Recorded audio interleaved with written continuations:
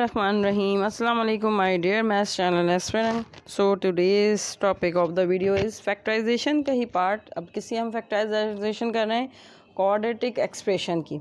So what is a quadratic expression? So this is the general form of a quadratic equation ax square plus bx plus c, okay, which is equals to 0 भी हम कर सकते हैं, which is equals to 0. This is the general form of a quadratic expression और this is the equation because क्योंकि मैंने equal to का sign यहाँ लगा दिया तो ये हो गए हमारे पास equation. तो और अगर हम equal to 0 हटा दें यहाँ तक रखें ax square plus B x plus C, तो ये क्या कहलाती है? एक्सप्रेशन कहलाती है. ठीक है, तो हमें अभी एक्सप्रेशन करना है इसलिए हम इसको हटा देते हैं. ठीक, अब इसमें क्या है? इसमें a b और c क्या हो गए हमारे पास? These are the real numbers. तो ये नंबर्स होंगे, रियल नंबर्स होते हैं. और ये आपके पास एक्स स्क्वायर यानी कि कोई भी वेरिएबल हो सकता है, यहाँ भी वेरिएबल होगा. और सी इज़ द कांस्टेंट, सी कोई भी कांस्टेंट नंबर होगा. अब मैं जैसे आपको कोई भी इसकी एग्जांपल दे के बताती हूँ. जस्ट लाइक कि x square plus 5x plus 6, तो ये क्या कहलाई हमारे पास? Quadratic expression. Okay, quadratic expression या क्वाड्रेटिक इक्वेशन जो भी होती हैं उनमें क्या हो जाती है? हमारे जो पावर जो होती है, हाईएस्ट पावर जो होती है वो क्या होती है? 2 होती है. ठीक है, तो जो 2 पावर जब किसी भी एक्सप्रेशन में या किसी भी इक्वेशन में 2 हो तो वो हमारे पास कहलाती है क्वाड्रेटिक एक्सप्रेशन या क्वाड्रेटिक इक्वेशन. और जिसमें हमारे पास पावर 1 होती है वो कहलाती है लीनियर. ठीक है, तो अब आज जो हम सीखेंगे वो इसकी क्वाड्रेटिक एक्सप्रेशन की फैक्टराइजेशन सीखेंगे. Okay, so my dear friend, हमारे पास ये एक आ गई है expression. This is a quadratic expression. इसको बोलने हैं कि फैक्टराइज करें. ठीक है, how can be factorise the quadratic expression? इस जो मैं आपको मेथड बताती हूँ इसको मिड टर्म ब्रेक भी बोलते हैं. ओके, तो ये मेथड जो कहलाता है वो मिड टर्म ब्रेक भी कहलाता है. क्यों कहलाता है वो अभी आपको पता चल जाएगा. इस मेथड में क्या करना है? जब भी आपके पास क्वाड्रेटिक एक्सप्रेशन की फैक्टराइजेशन होगी तो आपने ये फर्स्ट टर्म हो गई और ये सेकंड मिडिल टर्म है और ये लास्ट टर्म है इसकी. तो फर्स्ट टर्म और थर्ड टर्म यानी कि लास्ट टर्म को आपने इन दो टर्म को मल्टीप्लाई कर देना है. जब मैं 12 को मल्टीप्लाई करती हूँ एक्स स्क्वायर से तो मुझे मिलता है 12x स्क्वायर. ठीक है, इन दो टर्म को जब मैं मल्टीप्लाई करूँगी तो मेरे पास क्या है? 12x square. तो x स्क्वायर के तो अगर फैक्टर बनाऊँ तो x का देखिए 12 के फैक्टर अलग और x के फैक्टर अलग. तो x के ओनली फैक्टर बनाऊँगी तो x का फैक्टर बन जाएगा x इंटू एक्स. ठीक है ना, ये तो x के फैक्टर हो गए. अब ये जो है ना 12, इसके हमने ऐसे फैक्टर्स बनाने हैं, सबसे पहले तो हम देखते हैं इसके फैक्टर क्या बन सकते हैं. देखें 12 इंटू 1, 12 1 ज़ा 12. ठीक है, जो मल्टीप्लाई होके मुझे क्या मिलेगा? फैक्टर्स का मतलब ये मल्टीप्लिकेशन होके क्या मिलना चाहिए? वापस 12 मिलना चाहिए. 3 4 ज़ा 12, 3 इंटू 4, 3 4 ज़ा 12. सही है. 2 6 ज़ा 12. बस, और तो कोई फैक्टर्स नहीं बन सकते ना. 12 के फैक्टर्स ख़त्म हो गए हमारे पास. ठीक है, ये हमारे पास 3 फैक्टर्स आ गए 12 के. ठीक, अब देखें, अब हमें ये देखना है फैक्टर्स तो आ गए हमारे पास. अब इन फैक्टर्स में हमें ये चेक करना है कि मल्टीप्लिकेशन होके तो सब 12 हमें दे रहे हैं और x दोनों टर्म जो भी फैक्टर होंगे इनके साथ हम x मल्टीप्लायर लगा देंगे तो वो तो हमें 12x मिल जाएगा. तो मल्टीप्लाई होके ये फैक्टर्स हमें इस तरह चेक करने हैं कि मल्टीप्लाई होके वो 12x दे रहे हैं हमें, लेकिन वो ऐड या सब्ट्रैक्ट होके ये वाली टर्म देनी चाहिए जो मिडिल टर्म है. दैट्स वाई ये कहलाता है मिड टर्म ब्रेक. अभी मैं कि हम इसको किस तरह करेंगे. देखिए, अगर 12 इंटू 1 है, मल्टीप्लाई कर रही हूँ 12, लेकिन 12 में से मैं 1 को अगर माइनस भी करूँ तो 11 आता है आंसर. और अगर मैं 12 में 1 प्लस करूँ, प्लस 1 भी करूँ तो 11 आंसर क्या आता है? 13 आता है. और अगर माइनस 1 कर दूँ तो क्या आता है? आंसर 11 आता है. माइनस तो हम इसलिए नहीं कर सकते किसी भी फैक्टर में. माइनस मैं इसलिए नहीं लगा सकती कि मुझे प्लस का 8 चाहिए. तो दोनों जो फैक्टर हैं वो प्लस के ही होंगे क्योंकि मल्टीप्लिकेशन में प्लस जब भी तो प्लस आएगा, +8. ठीक है, 3 4 ज़ा 12. तो 4 प्लस या 3 प्लस 4 मैं करती हूँ तो ये क्या गेट करता है हमारा? 3 + 4 7 आ रहा है. तो 7 भी हमें नहीं चाहिए, 7 तो हमें नहीं चाहिए, हमें तो 8 चाहिए यहाँ. तो 2 + 6. अब ये देखें 2 + 6 ये फैक्टर ऐसा है जो ऐड होकर मुझे क्या दे रहा है? 8. तो ओनली जो फैक्टर हमारे पास बचते हैं वो ये बचते हैं 2 + 6, यानी कि एक फैक्टर मेरे पास आएगा 2x और एक फैक्टर आएगा प्लस का 6x। जब ये फैक्टर्स आएंगे जब भी तो मुझे 2 6 12 और x से मल्टीप्लाई होके क्या हो जाएगा 12x²। ये तो हमने अभी फैक्टर्स निकाले, ठीक है। अब ये देखें इसको कैसे पुट करेंगे। सो इसमें मेरे पास फैक्टर्स की क्या है, अब देखें ये मैं फर्स्ट टर्म वैसे ही लिखूंगी, x² वैसे ही रहेगा। इसकी जगह फैक्टर्स क्या थे 2 + 6, ठीक है, यही फैक्टर्स है ना। तो पहले मैं क्या लूँगी प्लस का 2x और प्लस का 6x।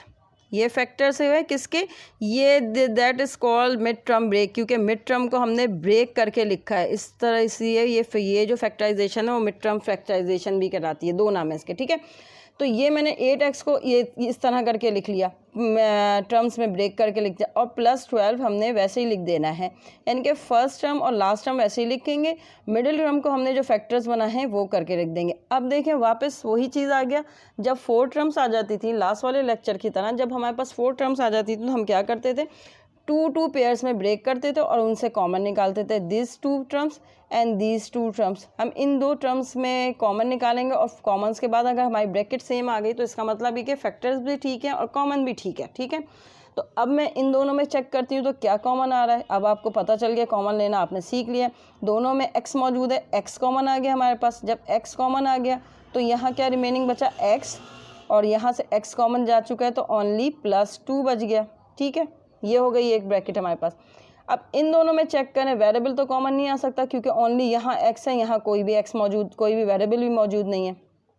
तो 6 और 12 क्या कॉमन मल्टीपल क्या है इसका, 6 हम कॉमन ले सकते हैं, सही है, क्योंकि 6 जो है फैक्टर है 12 का, और +6, सही है। तो इसमें से हमने क्या कॉमन ले लिया, 6 कॉमन आ गया इन 2 टर्म में से, तो 6 कॉमन आ गया हमारे पास, क्या रिमेनिंग बच गया x और प्लस 6 2 ज़ा 12 तो +2। अब देखें दोनों ब्रैकेट सेम आ गई, x + 2 एंड x + 2, इसका मतलब ये हमने सही कॉमन लिया है।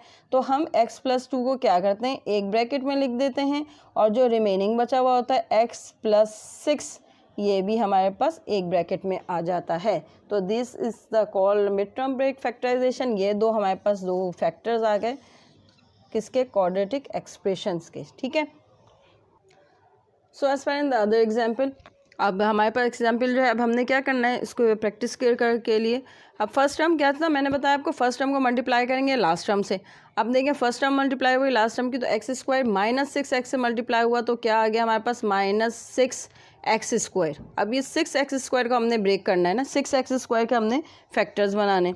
तो x² तो छोड़ दें, x² तो आपको पता चल गया कि दोनों टर्म में क्या हो लगेगा x, -6 के फैक्टर बनाने। अब 6 के फैक्टर तो एक ही होते हैं, 6 × 1, या हमने 6 के फैक्टर बनाते हैं, 6 1 ज़ा 6 एक फैक्टर तो ये बन गया, और 2 3 ज़ा 6, ठीक है ना। इसके अलावा तो और कोई फैक्टर नहीं बन सकता 6 का। तो ये 6 का हमने फैक्टर बना दिए। देखिए लेकिन हमें क्या चाहिए, ऐड होके प्लस माइनस होके हमें क्या मिलना चाहिए, क्योंकि किस में कोई एक फैक्टर माइनस का, प्लस में हमें वैल्यू चाहिए। तो एक फैक्टर का साइन प्लस होगा और एक फैक्टर का साइन माइनस होगा। किस तरह, जब भी तो प्लस माइनस मल्टीप्लाई होकर -6x आएगा हमारे पास। अगर मैं माइनस का 6 लूँ और प्लस का 1 लूँ तो मेरे पास आंसर क्या आता है -5, ठीक है। देखें ये आएगा मेरे पास आंसर -5।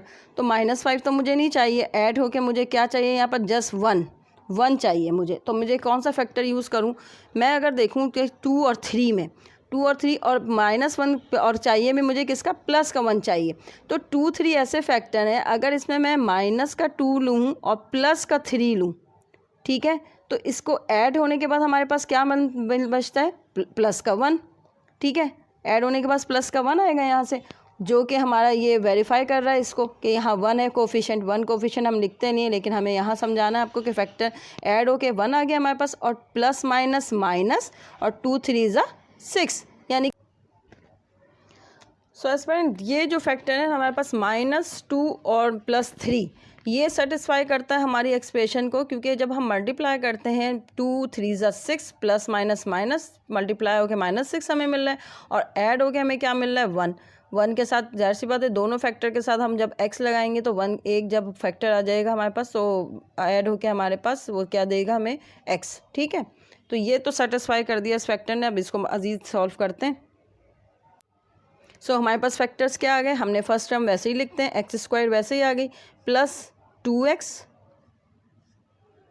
प्लस 2x नहीं, माइनस का 2x प्लस का 3x, जब भी तो हमें फैक्टर मिलेगा प्लस का, जब भी प्लस माइनस होगा तो हमें मिलेगा ना। ये प्लस के 3x में से माइनस का 2x जब हमारे पास से चला जाएगा, हम जब ऐड करेंगे तो हमारे पास रिमेनिंग क्या आएगा, जस्ट ओनली x, ठीक है, -6। मिड टर्म ब्रेक करके हमने लिख दी। अब क्या होगा, 4 टर्म्स आ गई। अब 4 टर्म में से हम 2 में से क्या लेते हैं, कॉमन लेते हैं। तो यहाँ से क्या कॉमन आ रहा है, जस्ट फिर हमारे पास x कॉमन आ रहा है। दोनों में से हाईएस्ट वैल्यू, लोएस्ट का हाईएस्ट वैल्यू 2 है और सबसे लोएस्ट वैल्यू कॉमन आती है पावर किसी भी वेरिएबल की। तो यहाँ क्या बच गया हमारे पास, x -2, ठीक है। यहाँ हमारे पास ये रिमेनिंग हो गया। अब यहाँ देखें, यहाँ आएगा हमारे पास +3, 3 2 ज़ा 6 होता है, 2 3 का 6 का फैक्टर है 3, तो x -2, यहाँ भी रिमेनिंग आ गया x -2, x -2 का मतलब हमने कॉमन सा ही लिया है, तो x -2 हम एक दफ़ा लिखेंगे ब्रैकेट में और x +3 हम एक दफ़ा लिखेंगे ब्रैकेट में। तो दीज आर द फैक्टर्स, ये हमारे पास क्या हो गए, फैक्टर्स आ गए। So my dear student, these 2 question are for your practice. तो क्वाड्रेटिक इक्वेशन या क्वाड्रेटिक एक्सप्रेशन के जितने भी फैक्टर्स हैं, जितनी आप अच्छी प्रैक्टिस करेंगे, जितनी क्वेश्चंस की प्रैक्टिस करेंगे, जब भी आपके फैक्टर्स आपको बहुत इजीली बनाना आ जाएंगे। आई होप कि आपको यहाँ फैक्टर्स समझ में आ गए हैं, फैक्टराइजेशन भी समझ में आ गई होगी यहाँ तक। तो ये हमारे पास फैक्टराइजेशन के मेथड्स कंप्लीट हो गए। If you like my video, please like, share and subscribe my channel. Thank you. अल्लाह हाफ़िज़।